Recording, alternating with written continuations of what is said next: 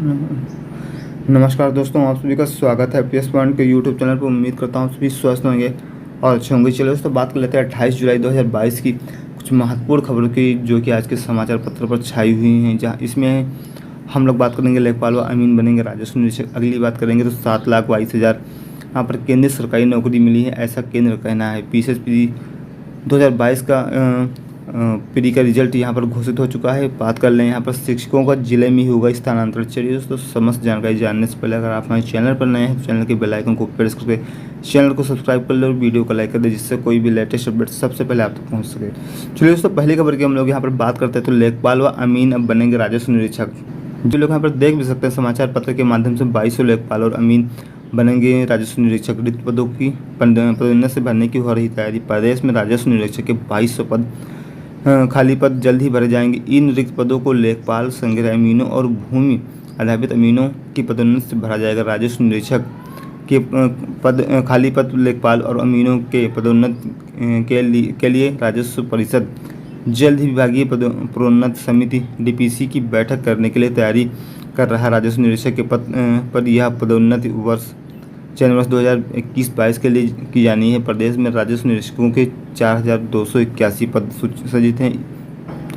यह सभी पद लेखपाल, संग्रह अमीनों और भूमि अध्यापित अमीनों की पदोन्नति से भरे जाते हैं। राजस्व निरीक्षकों के 76% पद लेखपाल, 22% संग्रह अमीनों और 2% भूमि अध्यापित अमीनों की पदोन्नति से भरे जाते हैं। वर्ष 2021-22 में राजस्व निरीक्षकों के 2200 पद खाली थे।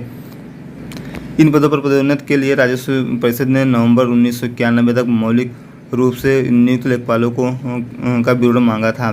जिलों से प्राप्त विवरण के आधार पर अब पदोन्नति के लिए डीपीसी की बैठक में कराने की तैयारी है। गौरतलब है कि परिषद ने चयन वर्ष 2018-19, 2019-20, 2020-21 के लिए राजस्व निरीक्षक के 1442 रिक्त पदों पर 1222 लेखपालों, 216 संग्रह अमीनों और 4 भूमि अध्यापित अमीनों की इसी वर्ष अप्रैल में पदोन्नति दी थी।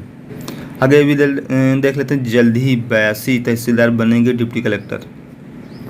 प्रदेश के 82 तहसीलदार जल्द ही डिप्टी कलेक्टर के पद पर प्रमोट होंगे। तहसीलदारी की डिप्टी कलेक्टर पद पर पदोन्नति के लिए उत्तर प्रदेश लोक सेवा आयोग में बीती 18 जुलाई को डीपीसी की बैठक हो चुकी है। इस प्रमोशन का लाभ उन तहसीलदारों को मिलेगा जो वर्ष 2013-14 तक नायब तहसीलदार के पद पर मूल रूप से नियुक्त हुए। तो इस तरह से आप सभी लोग देख सकते हैं 2200 लेखपाल की यहाँ जब भर्ती राजस्व निरीक्षक के पदों पर यहाँ पर प्रमोट कर दिया जाएगा उनको, तो यहाँ पर लेखपाल के 2200 पद और खाली हो जाएंगे, जिन्हें आगे आने वाले समय में फिर से कहीं ना कहीं भरने की तैयारी की जाएगी। चलिए दोस्तों, बात कर लेते हैं यहाँ पर अगली खबर। यहाँ पर अगली बात कर लेते हैं। केंद्र सरकार का दावा है पिछले 8 सालों में 7,22,000 युवाओं को यहाँ पर केंद्र सरकार में नौकरी दी गई। देखिए यहाँ पर डेटा भी दिया गया 2014 से अब तक नौकरियों के विवरण। 2014-15 में 1,30,423 को यहाँ पर सरकारी नौकरी मिली। 2015-16 में 1,11,807 को, 2016-17 में 1,01,333 को, 2017-18 में 76,147, 2018-19 में 38,100, 2019-20 में 1,47,096, 2020-21 में 78,555, 2021-22 में 38,825। 2014 से अब तक बीते 8 वर्षों में 22.05 करोड़ लोगों ने केंद्र सरकार की नौकरी के लिए आवेदन किया था। इसमें से 7,22,000 लोगों को सरकारी नौकरी मिली है। लोकसभा में एक प्रश्न के लिखित उत्तर में बुधवार को केंद्रीय कार्मिक राज्य मंत्री डॉक्टर जितेंद्र सिंह ने कहा कि देश भर में रोजगार बढ़ाना सरकार की प्राथमिकता है और इसके लिए बीते 8 वर्षों में कई सुधार किए गए हैं। केंद्रीय मंत्री के अनुसार मोदी सरकार के कार्यकाल में 2019-20 में सबसे ज़्यादा 1,47,000 लोगों को केंद्र में सरकारी नौकरी मिली है। उन्होंने बताया कि जून में प्रधानमंत्री नरेंद्र मोदी ने सभी विभागों और मंत्रालयों के कर्मचारियों की स्थिति समीक्षा की थी। पीएम ने अगले 1.5 वर्ष में मिशन मोड में 10 लाख लोगों को भर्ती करने का निर्देश दिया था। आगे यह भी देख सकते हैं 22 करोड़ 5 लाख लोगों ने यहाँ पर 2014 से अब तक सरकारी नौकरी के लिए आवेदन किया। आगे यह देख लेते हैं 9 लाख से ज़्यादा पद खाली पड़े हुए हैं केंद्र के विभाग और मंत्रालयों में अधिकारी और कर्मचारी श्रेणी की। आगे यह भी देख लेते हैं आत्मनिर्भर भारत योजना से 53,23,000 लोगों को यहाँ पर मिला लाभ। कोरोना महामारी के दौरान नए रोजगार के सृजन और रोजगार के नुकसान की बहाली के लिए नियोक्ताओं को प्रोत्साहित करने के लिए 1 अक्टूबर 2020 से आत्मनिर्भर भारत रोजगार योजना शुरू की गई थी। केंद्रीय मंत्री ने कहा इस योजना से 13 जुलाई 2022 तक 59,54,000 का लाभ मिला है, जिसमें 53,23,000 लाभ नए लाभार्थी को मिला। चलिए दोस्तों बात कर लेते हैं अगली खबर। पीसीएस 2022 का यहाँ पर प्री का परिणाम जारी कर दिया गया। इसमें 5964 अभ्यर्थी सफल हुए हैं। उत्तर प्रदेश लोक सेवा आयोग अर्थात यूपीपीएससी ने सम्मिलित राज्य अधीनस्थ सेवा पीसीएस पी 2022 का परिणाम बुधवार को जारी कर दिया। पीसीएस के 384 पदों के लिए सापेक्ष 5964 अभ्यर्थी सफल हुए। इसमें से रिक्त पदों के सापेक्ष 15 गुना अभ्यर्थियों को सफल घोषित किया गया है। आयोग ने इस बार 1.5 महीने में ही परिणाम जारी किया है। सफल अभ्यर्थियों को अगले कुछ दिनों में मुख्य परीक्षा के लिए आवेदन करना होगा, जिसके लिए तिथि अलग से घोषित की जाएगी। पीसीएस 2022 के लिए 16 मार्च को आयोग ने विज्ञापन जारी किया था। 16 अप्रैल तक आवेदन किए गए 6,02,974 अभ्यर्थियों ने पंजीकरण कराया था। आयोग ने पीसीएस परीक्षा समय से कराने के साथ सक्रियता दिखाई।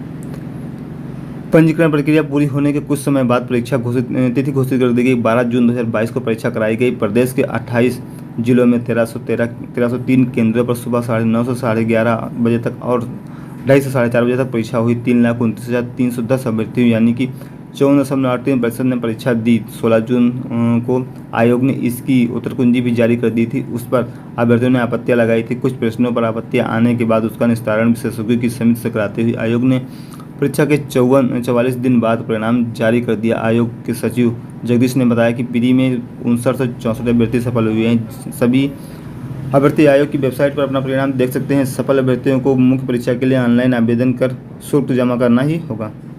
चलिए दोस्तों बात कर लेते हैं अगली खबर। चलिए बात कर लेते हैं कुछ समायोजन स्थानांतरण की। परिषदीय शिक्षकों का अब जिले के अंदर होगा ऑनलाइन स्थानांतरण व समायोजन। आरटीआई मानक व छात्र संख्या के आधार पर प्रधानाध्यापक व सहायक अध्यापक हटेंगे।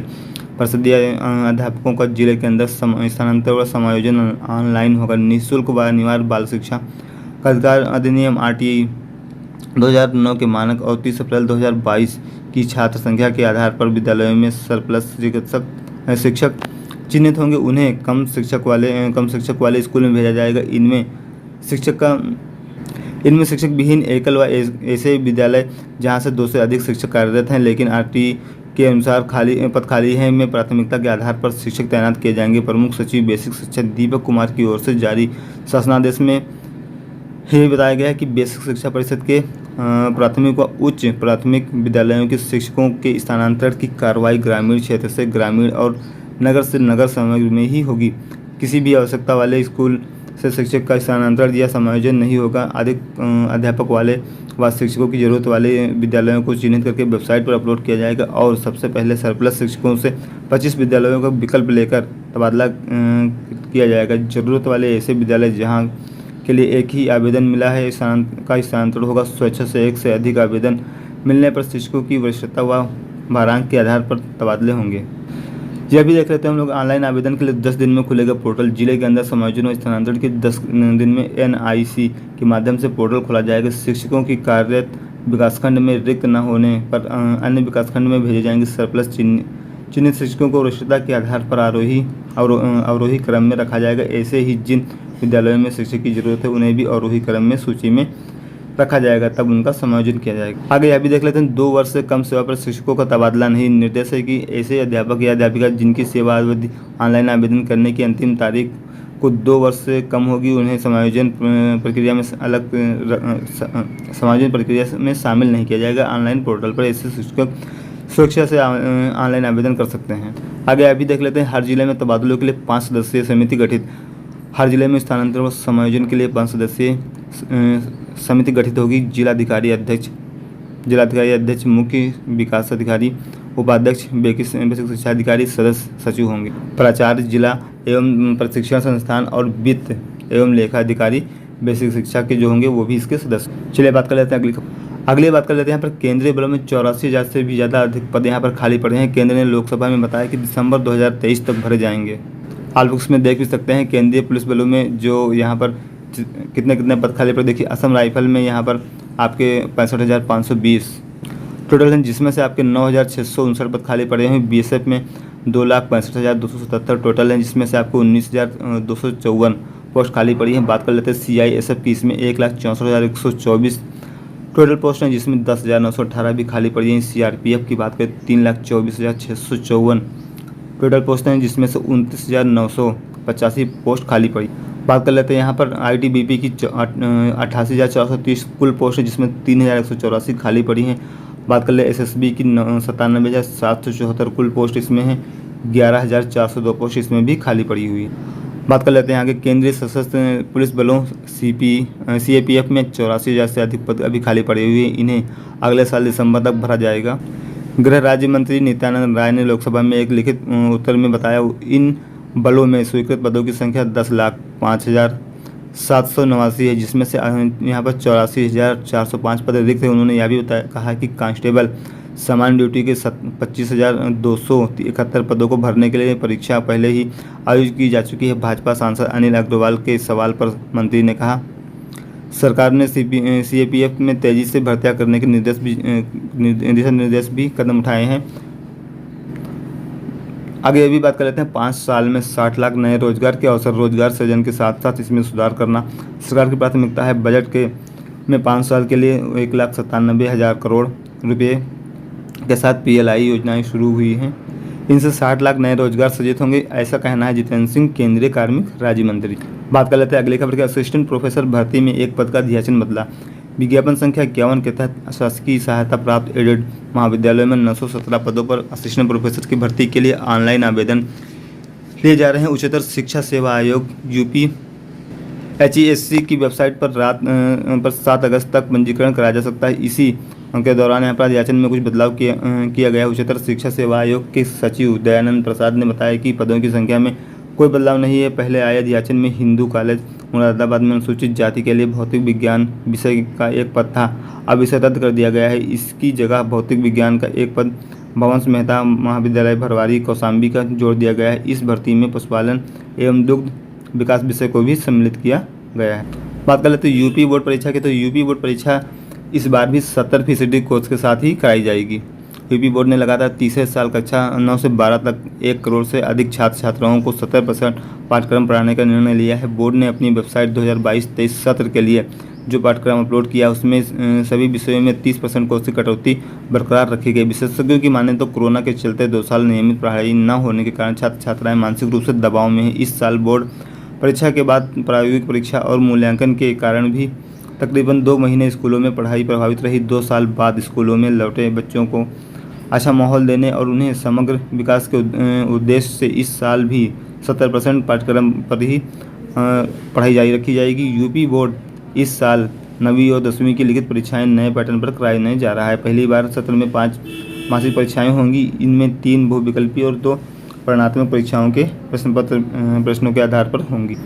बात कर लेते हैं CBSE की, तो हिंदी और अंग्रेजी में कटौती। केंद्रीय माध्यमिक शिक्षा बोर्ड CBSE ने पिछले 2 सालों की तरह 70% कटौती बरकरार रखी है। प्रयागराज क्षेत्रीय कार्यालय की क्षेत्रीय अधिकारी श्वेता अरोड़ा के मुताबिक पिछले साल का पाठ्यक्रम ही 2022-23 तक लागू रहेगा। Council for the school examination CBSE ने हिंदी और अंग्रेजी आदि कुछ विषयों में कोर्स में कटौती की है। चलिए बात कर लेते हैं दोस्तों कुछ अन्य खबरों के बारे में। तो बात आती है UPSSC आयोग से। UPSSC आयोग ने पेट 2022 की आवेदन की अंतिम तिथि जो है उसे बढ़ा दिया है। यहाँ पर अब यहाँ पर जो 27 अगस्त 2022 को 27 जुलाई 2022 को यहाँ पर आवेदन की अंतिम तिथि समाप्त हो रही थी, उससे यहाँ पर 31 जुलाई 2022 तक कर दिया गया। और जो संशोधन की प्रक्रिया है वो यहाँ पर 3 अगस्त तक ही जारी रहेगी।